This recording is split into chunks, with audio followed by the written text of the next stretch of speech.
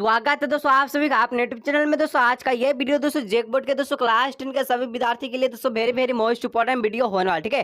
क्यों दोस्तों आज के इस वीडियो में हम लोग देखने वाले जो 22 मार्च को दोस्तों हिंदी का एग्जाम होगा, उसके लिए दोस्तों आज का ये वीडियो सबसे ज्यादा मोस्ट इंपॉर्टेंट वीडियो होने वाला। आज के इस वीडियो में दोस्तों हम लोग जो VVI इंपॉर्टेंट सब्जेक्टिव प्रश्नों को दोस्तों सोल्व करने वाला, जो डायरेक्ट दोस्तों आपके बोर्ड परीक्षा 22 मार्च को बोर्ड एग्जाम में देखने को मिलने वाला। तो दोस्तों वीडियो पर अंत तक बने रहेगा और जितना भी दोस्तों को जरूर शेयर कीजिए। और अगर दोस्तों चैनल पर पहली बार आए, चैनल को सब्सक्राइब करने के साथ साथ बेल नोटिफिकेशन कॉल पे सिलेक्ट कर लीजिएगा। आज का ये वीडियो होने वाला दोस्तों 22 मार्च के, ठीक है, हिंदी के पेपर के लिए सबसे ज्यादा मोस्ट इंपोर्टेंट वीडियो होने वाला। और दोस्तों आज का जो प्रश्न है सब्जेक्टिव का, ये कई बार दोस्तों आपको बोर्ड एग्जाम में देखने को मिला है, ठीक है। और इस बार दोस्तों बहुत इसका जो उम्मीद है और बहुत दोस्तों इसका उम्मीद के साथ साथ दोस्तों ये आएगा बोर्ड एग्जाम 22 मार्च को, ठीक है। देख लीजिए दोस्तों, पहला प्रश्न कहता है कि छाया मत छूना कविता में व्यक्त दुखों के कारण को स्पष्ट कीजिए। देखिए दोस्तों इस प्रश्न का डिमांड कितना साल रहा है। 2010 में पूछा दोस्तों, 2015 में पूछा, 2020 में पूछा, 2022 में पूछा। 4 साल दोस्तों ये प्रश्न पूछा है और 2023 में 22 मार्च को ये प्रश्न पूछेगा। तो चलिए देखते हैं कि इसका उत्तर क्या होगा। जो अभी तक लाइक नहीं किया दोस्तों, वीडियो को लाइक, चैनल को सब्सक्राइब जरूर से कीजिए। देखिए छाया मत छूना दोस्तों कविता में व्यक्ति किस व्यक्ति कविता में दोस्तों व्यक्ति के दुखों का कारण स्पष्ट कीजिए। देखिए छाया मत छूना कविता में बीते जीवन के सुखों की, ठीक है, सुख की मधुर याद को दुख का ही कारण बताया गया है।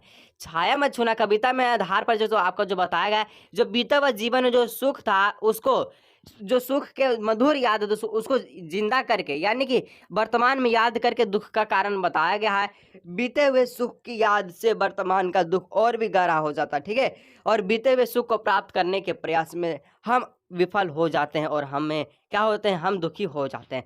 इसलिए दोस्तों ये कहा है कि छाया मत छूना कविता के आधार पर जो व्यक्त है दुखों के कारण को स्पष्ट यही कहना है कि जो पिछले बातें, ठीक है, जिसमें आपका सुखी जीवन बीता था उसको याद करके दुख ही हमेशा मिलता है और वर्तमान में ये दुख और भी गहरा हो जाता है और बीते हुए सुख को प्राप्त करने के लिए जो है हम विफल हो जाते हैं और हमेशा दुख ही रहते हैं। इसलिए जो आ रहा है उसको मैं अच्छी तरह से तैयारी कीजिए, ठीक है।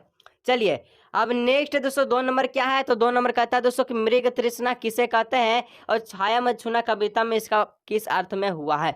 ये 2018 में दोस्तों 2020 में पूछा, 22 में, ठीक है, 2 साल ये प्रश्न पूछा, ठीक है। देखिए तो मृग तृष्णा दोस्तों किसे कहते हैं, तो देखिए यहाँ पर देखिए दोस्तों, यहाँ पर देखिए ये वाला काट लीजिए, ठीक है। गर्मी की चिलचिलाहती धूप में जब रेगिस्तान में या दूर सड़क पर पानी के होने का एहसास होता है पर पास पहुंचने पर वह पानी नहीं दिखाई देता है तो उसे मृग तृष्णा कहते हैं। अगर दोस्तों मृग तृष्णा का शाब्दिक अर्थ जानना चाहते हैं तो मृग तृष्णा का दोस्तों शाब्दिक जो अर्थ है ये होता है दोस्तों भ्रम या छलावा, जो ना होने का ना होकर भी होने का एहसास दिलाता है। जैसे कि दोस्तों कहा है कि गर्मी के चिलचिलाती धूप में अगर आप रेगिस्तान में बाहर निकलते हैं तो वहां पर आपको पानी के होने का एहसास होगा, लेकिन पास पहुंचने पर पानी नहीं बल्कि ये रेगिस्तान की तरह यानी कि बालू मिट्टी रहता है, ठीक है। और यह मृग तृष्णा का प्रयोग किसके लिए किया गया, तो बोला कि छाया मत छूना कविता में इसका प्रयोग किस अर्थों में किया गया, तो यहाँ पर दोस्तों मृग तृष्णा का जो प्रयोग है जीवन वैभव और धन दौलत पाने के लिए किया गया है, ठीक है। इस तरह से उत्तर को लिख लीजिएगा। 3 नंबर दोस्तों प्रश्न का था, बहुत इंपॉर्टेंट प्रश्न दोस्तों, जो लाइक नहीं किया, ठीक है, आज का ये वीडियो को जल्दी से लाइक कर लीजिए। जितना भी दोस्तों मुझे शेयर कीजिए दोस्तों, और अगर चैनल पर पहली बार आए चैनल को सब्सक्राइब करने के साथ साथ बेल नोटिफिकेशन को दोस्तों ऑल पे प्रेस कर लीजिएगा। 3 नंबर का दोस्तों प्रश्न कहता है बिस्मिल्लाह खां को, ठीक है, शहनाई की मंगल ध्वनि का नायक क्यों कहा जाता है। देखिए दोस्तों आज का जो सब्जेक्टिव प्रश्न बहुत इंपॉर्टेंट प्रश्न है और ऐसे में दोस्तों नहीं बता रहा हूँ, ये आपका क्वेश्चन पेपर में दोस्तों दिया गया है, कई बार दिया गया, तभी दोस्तों मैं आपको बता रहा हूँ, ठीक है। 2010 में पूछा, 2014 में पूछा, 15 में पूछा, 16 में पूछा, 18 में पूछा, 20 में पूछा, ये साल पूछा, 1 साल, 2 साल, 3 साल, 4 साल, 5 साल, 6 साल और 2022 में, ठीक है, 7 साल दोस्तों प्रश्न है। समझ लीजिए कि यहाँ पर मैं दोस्तों 2010 से बात कर रहा हूँ, ठीक है, 2010 से 2022 तक में दोस्तों 7 बार ये प्रश्नों को पूछा, तो सोचिए कि इसका जो डिमांड कितना होगा, ठीक है। इसलिए कह रहे हैं कि वीडियो को अंत तक देखिए, यहाँ पर दोस्तों कम प्रश्न है, इसको याद करके 100% जाइएगा, ठीक है। देखिए लोकगीतों एवं चैती में शहनाई का उल्लेख बार बार मिलता है। शहनाई को मंगल का परिवेश, प्रतिष्ठा और यहाँ पर करने वाला वाद्य यंत्र माना जाता है और इसका प्रयोग इन जगहों पर मंगलिक विधि विधानों के अक्सर पर ही होता है। अगर दोस्तों शहनाई का आप अगर मकसद समझेंगे तो ये क्या होता है, जहाँ पर रीति रिवाज होता है, शादी ब्याह होता है, ठीक है, तो शहनाई वहाँ पर बजता है, ठीक है, टेन करके, ठीक है। और यहाँ पर क्या बोला, बिस्मिल्लाह खां को शहनाई की मंगल ध्वनि का नायक क्यों कहा जाता है, तो उस्ताद यहाँ पर दोस्तों उस्ताद बिस्मिल्लाह खां शहनाई वादन के क्षेत्र में आदित्य स्थान रखते थे, इसी कारण उन्हें शहनाई के मंगल ध्वनि का नायक कहा जाता है, ठीक है। चलिए नेक्स्ट दोस्तों बढ़ते हैं 4 नंबर को, ठीक है।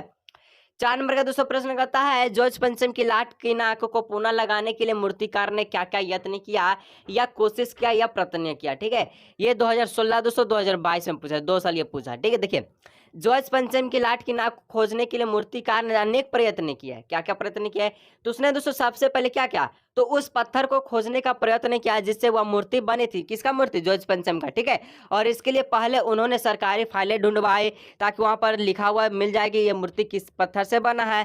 फिर भारत के सभी पहाड़ों और पत्थरों की, ठीक है, खानों का दौरा किया गया। ठीक है, और फिर भारत के सभी महापुरुषों की मूर्तियां का निरीक्षण करने के लिए पूरे देश का दौरा किया गया।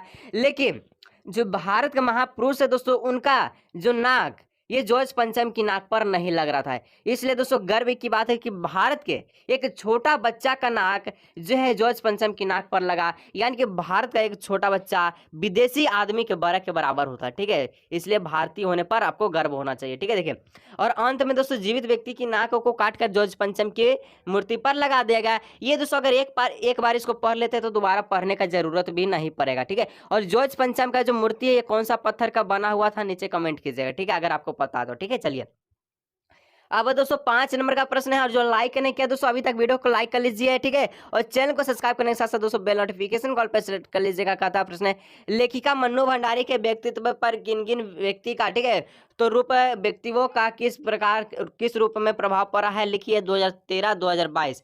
ठीक है, 2 साल इसका डिमांड रहा है। तो चलिए हम लोग देखते हैं। तो दोस्तों जो लेखिका मन्नू भंडारी है, इनके जीवन पर 2 व्यक्ति का यहाँ पर जो है प्रभाव पड़ा है। कौन कौन पड़ा है, तो चलिए लिखा हुआ है कि लेखिका के व्यक्ति पर मुख्य रूप से 2 व्यक्तियों का प्रभाव पड़ा है। पहला दोस्तों पिताजी, जी हाँ दोस्तों, लेखिका मन्नू भंडारी के पिताजी का जो प्रभाव है लेखिका के व्यक्तित्व को बनाने बिगाड़ने में उनके पिता का बड़ा योगदान रहा है।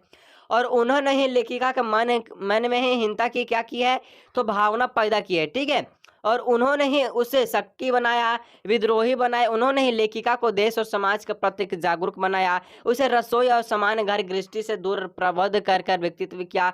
लेखिका को, ठीक है, देश के प्रति जागरूक बनाने में उनके जो है पिता का योगदान रहा। यानी कि जो लेखिका का पिता मन्नू भंडारी का जो पिता थे वो व्यक्ति वह, यानी कि जो लेखिका को क्या किया, तो लेखिका को दोस्तों बनाने और बिगाड़ने में उनका बहुत बड़ा योगदान रहा है। लेखिका को हिंसा का भावना पैदा किया मन में, ठीक है, और शक्ति बनाया, विद्रोही बनाया, देश और समाज के प्रति जागरूक बनाया, और रसोई घर से यानी कि घर काम से ये दूर किया था। ठीक है, चलिए अब ये इसका बाद है शीला अग्रवाल। तो शीला अग्रवाल दोस्तों कौन थी लेखिका का, तो ये हिंदी प्राध्यापिका। ठीक है, प्राध्यापिका। तो यहाँ पर शीला अग्रवाल का प्रभाव कैसे पड़ा, तो लेखिका को क्रियाशील, क्रांतिकारी और आंदोलनकारी बनाने में उनकी हिंदी प्राध्यापिका, ठीक है, या पर प्रधानाध्यापिका होगा। ठीक है, और शीला अग्रवाल का योगदान रहा है। शीला अग्रवाल ने उससे अपने जो सिली बातों से लेखिका के मन में बैठे संस्कारों को, ठीक है, संस्कारों को कार्य रूप दे दिया है। उन्होंने लेखिका के खून में शोले भरा कर दिया है, और पिता उसे 4 दीवारों तक सीमित रखना चाहते थे, परंतु जो शीला अग्रवाल है हिंदी साहित्य के शिक्षक है, वो क्या क्या, तो शीला अग्रवाल ने उसे दोस्तों जनजीवन में खुलकर विद्रोह करना सिखाया। किसे, तो मन्नू भंडारी को। तो मन्नू भंडारी के व्यक्ति पर 2 व्यक्तियों का यहाँ पर प्रभाव पड़ा, पहला उनके पिता और दूसरा उनके जो शिक्षक जो कि हिंदी के थे। तो इस तरह से दोस्तों सब्जेक्टिव के अगर ये 5 को प्रश्न करके जाते हैं दोस्तों बहुत अच्छा नंबर आता है दोस्तों।